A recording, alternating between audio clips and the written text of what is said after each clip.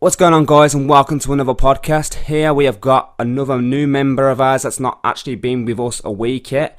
His PSN name is, as you know, is Buds and Bevies, and we've got a couple of questions here for him. I'm sure he's going to shoot back with some of these, and as you know, we are always honest in this podcast. You know, we don't shy away from any kind of questions. So just want to say welcome again to GbH, bro. Hope you're enjoying your time right now, bro.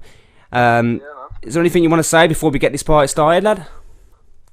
Let's get started, man. That's all I've got to say. Fantastic. Alright, no worries. So, you joined this team as of the 15th of July. Can you tell us what your experience has been like so far for us? Well, it's been good. I see, as just looking into the Discord, I can see they're a really strong team-built community. You always daily communication. You're always playing with each other. It's really good to see, because a lot of people then invite you to a team and then just forget you exist. So it's really good to see that you do this thing and you keep it it's sort of like a family sort of thing, if you know what I mean. Yeah, I see that. That's what we was when we was doing that recruitment process. You know, in the background, you get all these organisations out there now, all these leaders that they don't really care about you. You know, they just bring a new member in. They don't even want to know your age or where you're from or anything like that. They just, you're just another player that counts towards them, isn't it? Really, and you know, they don't actually talk about where they want to go to in the future or anything like that. You know, they just want that adds up. You know, if they get 100 plus members, they think they're fucking great. They think they're on top of everything. Like they run the whole show, kind of thing. But you know, that's the kind of thing that's unique with us, because we bring players in here and we like to talk about where our expectations are going, and we also like to know the background information about you, which makes it a bit more special because you feel more welcomed, kind of thing. Yeah, that makes sense, man. Yeah. So what do you think about the players so far, lad? Have you played with most of them already now, or? I think I played with one or two so far. They've been lovely to play with so far. And is anybody that's really stood out towards you, or is there anything is there anyone that makes you feel wow, there's somebody else is like him is in this team right now, can't wait to see what I can bring, kind of thing? I wouldn't say wow, but there's definitely nothing that's like a bad thing. There's literally, they've all been positive, they've been polite, so literally I couldn't select anything for you doing. I couldn't say do bad or anything. You're doing brilliant as it is, man. Yeah, I wouldn't say they stand out, but there's definitely noticeable people. I do appreciate that, mate. I do appreciate that. I mean, you've had a great attitude anyway towards us. You're getting involved in the Twitter, the Discord. Sorry. Have you got a Twitter by any chance, Liam? Because I'm not too sure if I've seen. I've got it installed. I don't think I have an account set up. I can do that for you quickly now if you want. Yeah. That'd be whenever you can. That'd be great, lad.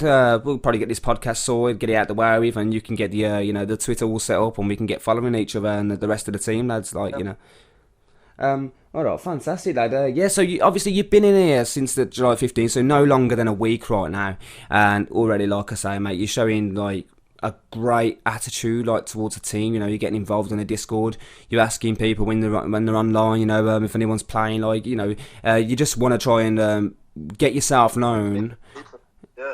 Yeah, get yourself known, as well as standing out as a player, which is the main thing, because I feel like, again, I see kind of a lot in you. I feel like you're going to be a great player, especially heading into the competitive scene anyway. I feel like you're going to be one of them top players that we've seen over and over again, kind of thing. You're just going to be the one showing up, joining the parties, you know what I mean, getting involved with the lads and doing the training and all them practices. And I can see you really doing that.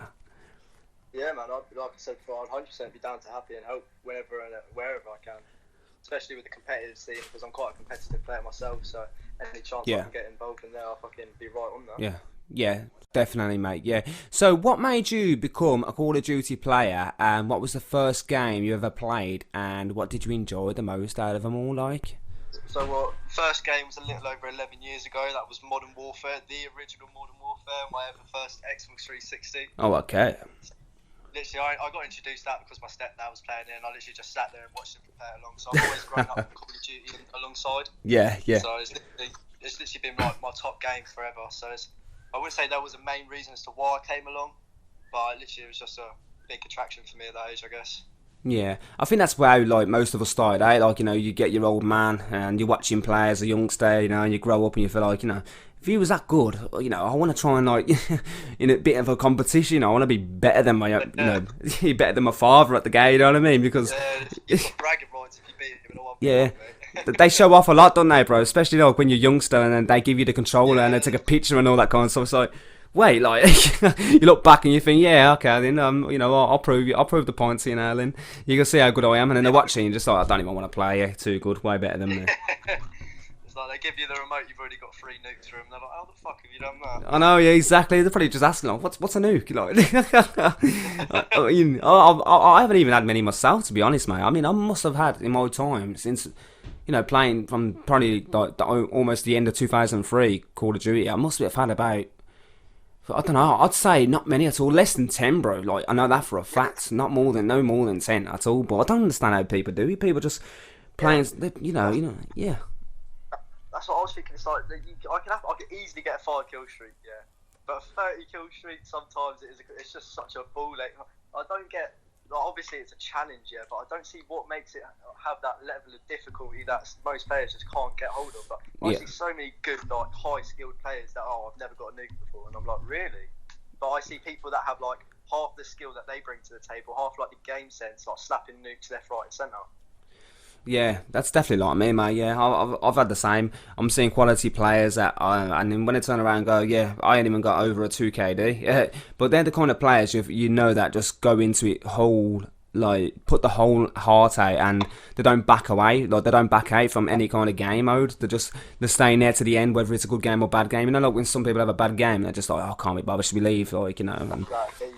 But these guys are literally just constantly just playing, and that's what they've got an official completely like proper record. Like they ain't cheating on it whatsoever. They're not rage quitting.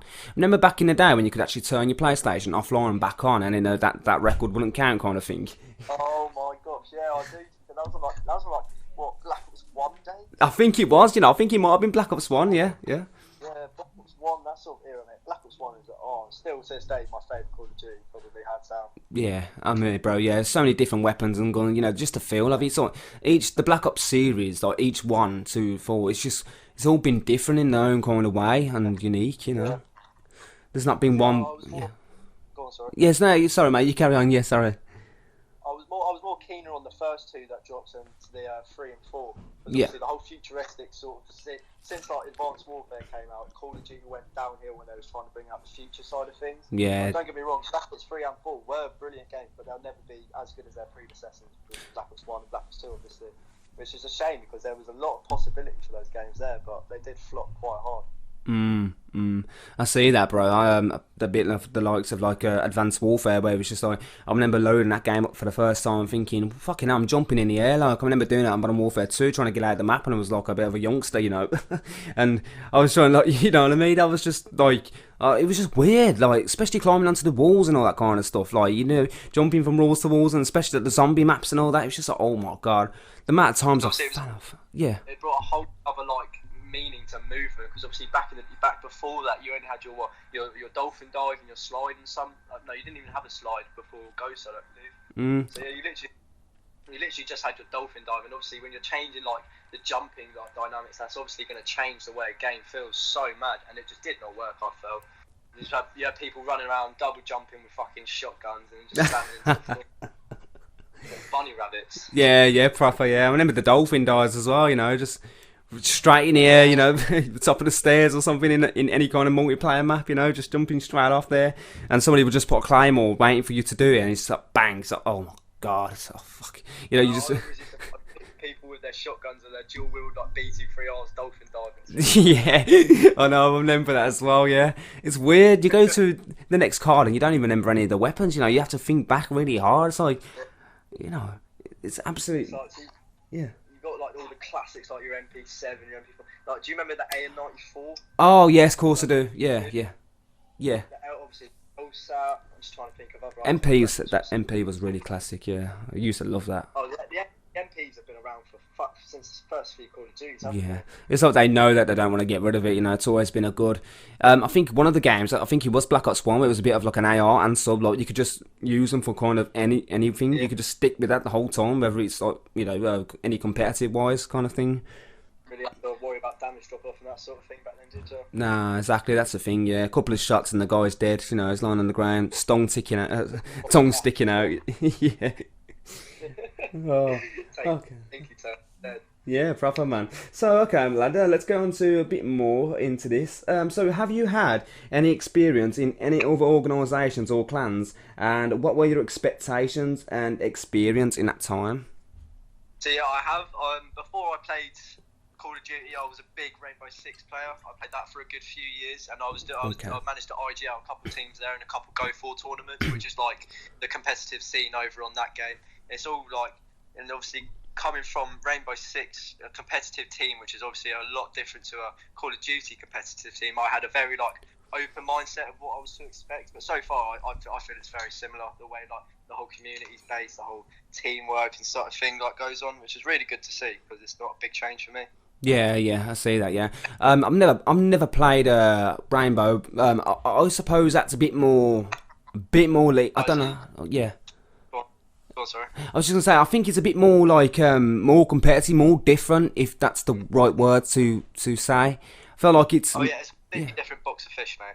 yeah. I can imagine. And what was the weapons like on there, bro? Like, how did you get along on that game? Like, did you? Yeah, you've Yeah. got you've got like it's all like a similar sort of premise. You've got your ARs, you've got all that sort of stuff, but Okay. it's very realistic. Like you can Yeah. if you it's like it's a couple shots to the body, one shot to the head, regardless you're dead, and it's like you have to learn how to control recoil. You have to every gun has its own recoil pattern, and it's just thinking about it now compared to Call of Duty.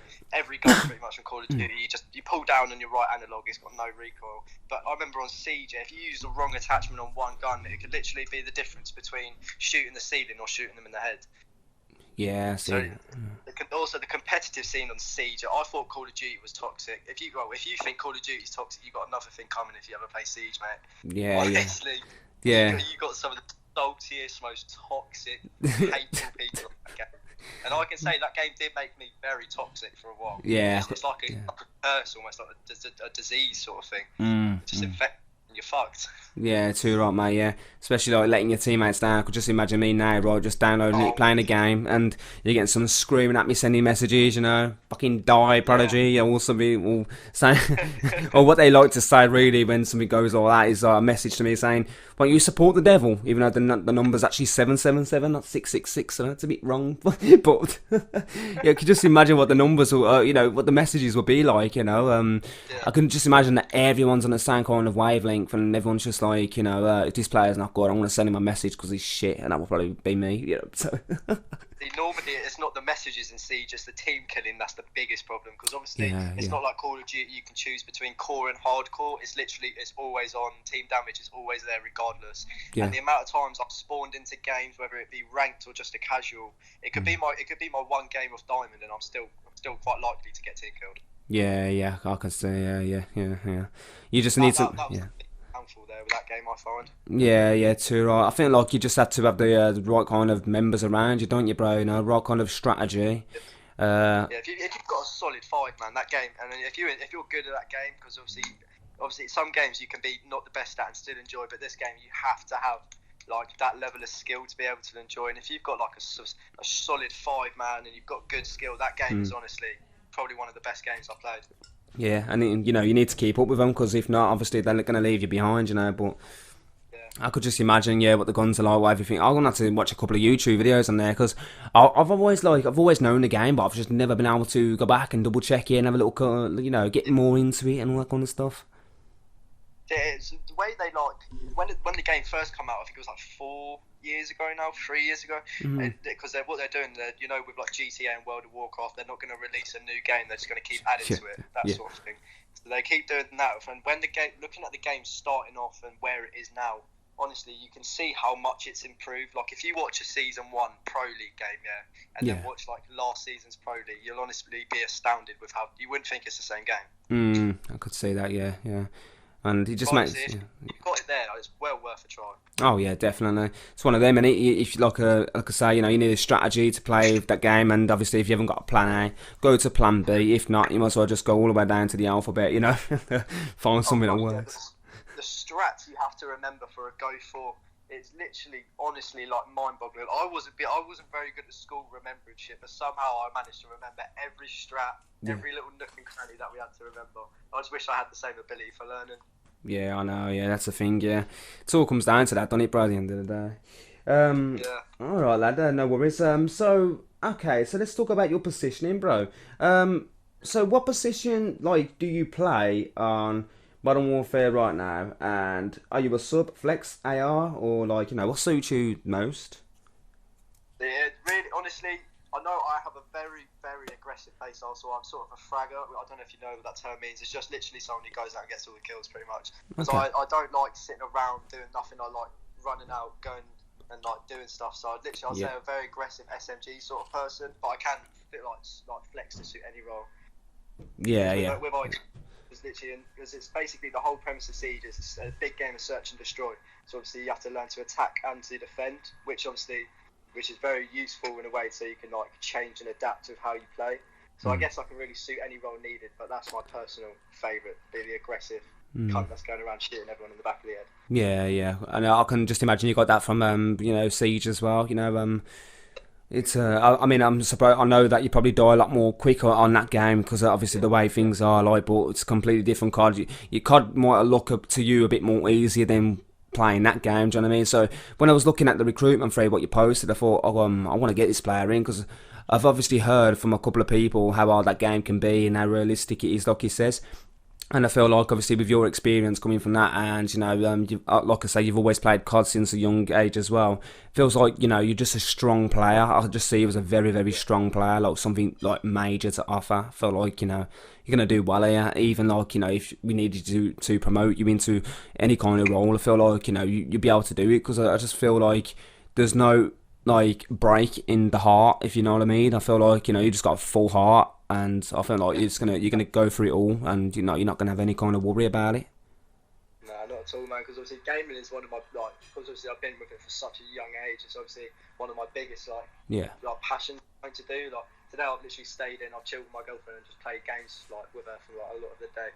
Yeah. Literally just doing that. Like, obviously just playing COD, let alone it's just like something I could do for hours and hours on it. Which is really good to be able to see that people are still playing it and there's teams still going, the whole competitive scene's booming. I'm really glad that it's happening. Yeah, I appreciate that, mate, so much. Thank you. We're coming down to the end of the podcast right now, and just want to say, what does the future hold for you here? Like, and are you a competitive main MLG player? Like, do you watch CDL and all that kind of stuff, or like where do you see yourself in the future, kind of thing? I've never watched CDL, but I've watched them, like I said, with the Siege. I've watched like most of the pro leagues there. So literally, when it comes to teams, like I say, if they've got like on paper they look good, but not necessarily what I look for on paper. It's all like doing this sort of thing. Like I've never done this with another clan, and I've been through fucking a fair few. Yeah. First heard of someone doing a one-on-one podcast, which I think is a brilliant idea, by the way. And just little things like this, like the community players, the people that like make an effort to get you to like get to know you, that sort of thing. Which, like you've done here, which really does make a good impression for me so far. Oh, I do appreciate that, mate. Thank you. Yeah, I try my best, mate. Interrupt you. They have put shipment back. I'm so happy. Oh my god. I heard somebody talking about that early in the Discord. Yeah, is that good then? Yeah. They took shipment out for shitty Cheshire, and I was fuming because I love shipment. Like I say, with the aggressive play style, and I just seen shoot the ships come back, and oh my gosh. Fuck yeah, it's back on. One of them, bro. Yeah. Yeah, man. They fucking that is a little bonus win for me. Yeah, too. So they do actually make us happy in some way, don't they? Especially actually come a lot sooner with this reveal for COD 2020 because I just can't wait to see what it's going to turn out to be like. People are just having there's so many opinions, so many rumours going around. Like, the game's not in a good state. The game is in a good state. The game's going to be Call of Duty CIA. The game's going to be Call of Duty Cold War. It's going to be Call of Duty Black Ops Cold War. It's like fucking so many names and titles going around at the moment. You don't even know what to believe. But the truth. I guess time will tell on it, bro. You know what it's about. Yeah. God, sorry. Yeah, I was going to say the only two things I've heard about the rumour is that it's Cold War or it's a Black Ops. That's the only two things. So I haven't bothered looking into any of the updates. This is just from what I've been told. Yeah. And to me, a Cold War game would sound pretty sick, to be fair. Yeah, I was thinking. I'd love to be able to see what they could do with that, because the Black Ops, as good as the whole franchise is, it is getting a bit washed out. You don't want a James Bond scenario where you got 50 of the same fucking films. Do you know what I mean? Just differently acted. Because every Black Ops it's always got the same base game, hasn't it? It's always that same it's always at its roots, but it's like the same, just different. I don't know. I may not any sense, but Yeah, of that's course you do. Yeah. how I feel personally with those games. I would like to see another Black Ops, but I wouldn't at the same time. Yeah, a bit like you don't really want to see another reboot, do you? Or like I mean, not to change the subject, but I think the one about doing like a Modern Warfare 2 remastered, but we'll get to that like probably in a bit of another time or whatever. But yeah, just looking at that at the moment, I was looking at the campaign maps, I think it was, or the multiplayer maps, and you were seeing something like Russia. And so all these kind of maps that was actually around that Cold War era when obviously real life was there, kind of thing. So it'd be interesting to see what the maps they're going to bring out. All I know at the moment is one called Tank, and well, obviously we've seen the pre-alpha footage of that where it wasn't actually finished yet, but it looks decent. Like especially like you've seen all these leakers on Twitter leaking it all out, like, and there's things that they can't really say, and there's things that that they are saying. But you're looking at it and you think it's looking a lot more. Like the texture doesn't look all there just yet, but we don't know what's been worked on since we've seen the alpha footage. At the moment, isn't it? You won't be able to tell that sort of thing yet, will you? Nah, definitely not. Especially being recorded off like a phone, like video record as well. So, but other than that, I just can't wait to see. I don't want it to be a letdown, bro. I don't want it to be like a Modern Warfare where there's something that they haven't told us about yet or haven't hinted. And you got Modern Warfare Season 5 coming out right now, so it's like all soon, shall I say? And besides, days and 22 hours. Oh yeah. I feel like that's gonna be like. Is that gonna be the last one? Do you reckon, bro? So what's the month now? We are July. So yeah. This Modern Warfare come out in October last year? Last year, wasn't it? Mhm. So maybe if they do another early release, I'd say you've got another 2. No, because it's 90 days each season, isn't it? That's what I was thinking. Yeah. This will be the last one for sure, and then I reckon they'll cut it a little bit short. Mm-hmm. Well, maybe not the last season for Modern Warfare, but for Modern Warfare being the most recent Call of Duty, it will be, I reckon. Yeah, and then you see the nuke go off live. It's just like, whoa, it's finally happened. I'm just waiting for like the new title just to like lift up in the middle of everybody's screen. Yeah, that'd be actually insane. That will be, yeah. All right, then, bro. Yeah. Sorry. GB install though. Oh yeah. Too right, mate. Too right. Okay, mate. So. What are you looking forward to in the future as a player, bro? And, is there anything like you would like to achieve? Is there anything like that you would want to be successful at or anything? Well, obviously every gamer's dream is to obviously hit the big leagues, and I can't say that would be any different for myself. Like if I woke up tomorrow morning with a text from someone from like MLG or something saying, "Look, we want you, mate," I'd pack my bags and get on the first flight to fucking Uganda if I had to. that sort of thing is like obviously what everyone's aiming me for, but obviously I've got to be realistic. If I can just start off with little like competitive game modes and then obviously gradually work through the ranks and then eventually earn that flight to Uganda, then obviously that's what I'm aiming for, Yeah, too right, mate. So wherever it's going to take you, you're ready to go there, like 100% committed. Yeah, I see that. I couldn't reword it any better than that, to be fair. No, that's it, man. That's it. Yeah, totally understand, mate. Okay, so yeah, I definitely see. Like I said before, man, I definitely see you're a strong player. I think you're going to do really well here. So nothing to worry about that. Last but not least, do you have anything you would like to say to like the rest of the team, and is there any questions you'd like to ask me, myself, or is there anything? So obviously you've been doing. You mentioned before you've been doing this GbH for a while, but it's obviously been through previous aliases. So how did that all start off for you? Like, what made you decide to start this community? Okay, so I feel like one of the main reasons. There's loads of reasons, but one of the main ones is because I feel like I let a lot of people down back then. I feel like we was making team after team. We just never had the right leadership or the management or any ranked roles that we actually pull out there. Nobody was kind of doing their jobs and stuff. And I'm lucky now, and I feel like we've got the right kind of connection going. I feel like it's just the strongest I've ever seen it. I feel like I come back just to make sure I can, redeem myself, because the last thing I want to do is actually retire from being like a founder, leader / whatever in these organisations and leave on a negative vibe. I want to make sure I've got like people to remember me by. I want to help people out. So if I made one player happy and made them go into a massive organisation, and actually we made that player, regardless if he actually remembers us or anything, but I feel like that's a bonus. I feel like that's what I want. I want players to get what they want. I want them to reach their full potential, and if they stay with us, that's a massive, massive bonus, and that's what we work to keep on our, keeping our strong players. But you can't please everyone. You can't be everyone's cup of tea, otherwise they're probably going to be a mug. So you just need to let them do what they really want to do. But in the meantime, I just want to keep them here. I want to keep them focused. I want to give them something to do. And I just don't want to make those same mistakes as I did last time. Really, I just want to keep everyone together. Yeah. Yeah, man, that's a brilliant answer. Which is good. You haven't given up on the people that you've kept. Because obviously, I'm sure there's some people that have stayed with you throughout the whole time. And literally, it's people like you that are lacking. Because obviously, like we said earlier, people just go for skills and how good you are on paper. But it's people like you that actually go that extra mile to make sure that they're actually involved. It's really good to see that there's people still like you going along, man. Yeah, appreciate that, mate. The pressure's a massive thing, like I said before, but it's if people don't get promoted, or it could be anything, if a problem wasn't sorted out, people just pick up the tiniest things.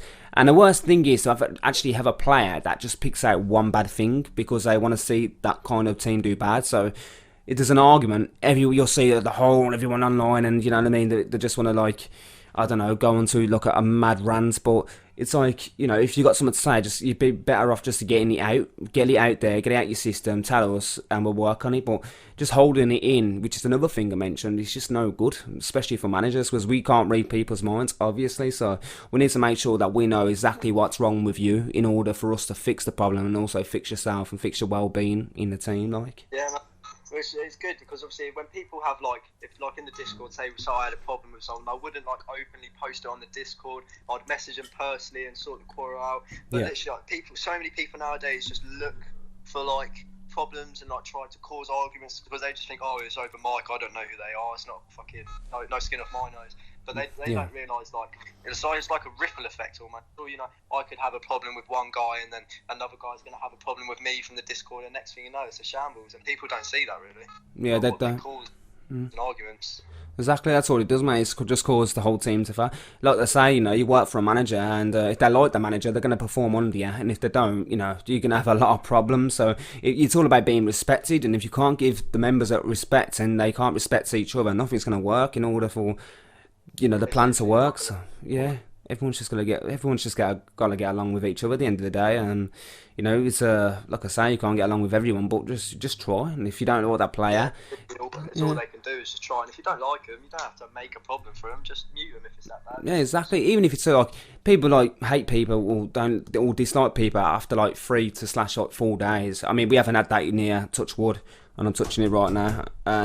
But back in the day, we've had people like that just never got along with other people when they just joined after 3 and 4 days. Oh, he's shit, I don't like it. So you can't really judge people. You got to give him time to settle in. Give him time for him to feel like I belong here, kind of thing. Don't just go around hating players just because you don't see them on the same kind of gun skill level as you. They're going to get there. It's probably your job to try and help them to get there, because they're going to probably learn off the best. So they're going to look at you and think, yeah, 100%, mate. They're going to want to learn off someone. They need motivation if they feeling like they're doing terrible. So they might look up for you in instance. And I'm going to see this as well, Buds, because Leighton, yeah, I'm going to call you by your PSN name then. Yeah, it'd be in the title anyway, as everybody else is buddies, Oxfords and all that kind of stuff. So, but people are just going to look back at this podcast and even see what, I want to know more about this player. So they'll come over here, search the videos up. Oh, well, great, he's done one with him. I want to listen to what he's going to say, and they'll listen to you speak, and that's just even more motivation added to their, to the chemistry. So.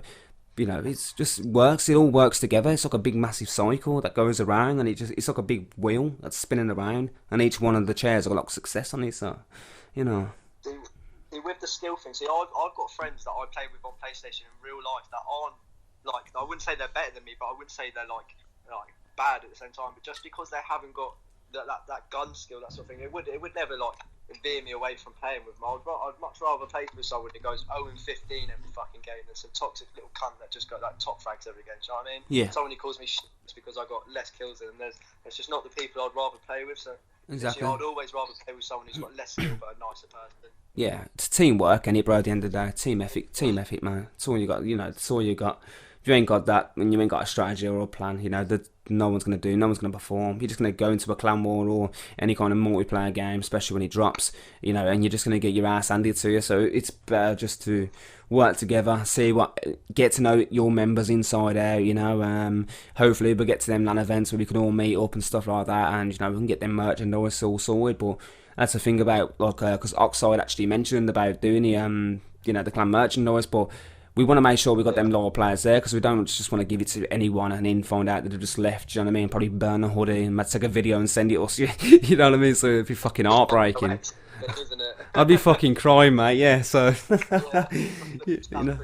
Yeah, of course, mate. It would be a massive electric shock going through. It was like, whoa, like, what have I done here? Like, yeah, man. Buds, it's been a great podcast with you, man. I've had a fantastic talk with you, Leighton. I really have, lad. All right, lad. I'm gonna switch it up here right now, bro. And I just want to say thank you for everything you've, you know, for your time and everything and all your patience and that, lad. Appreciate that so much.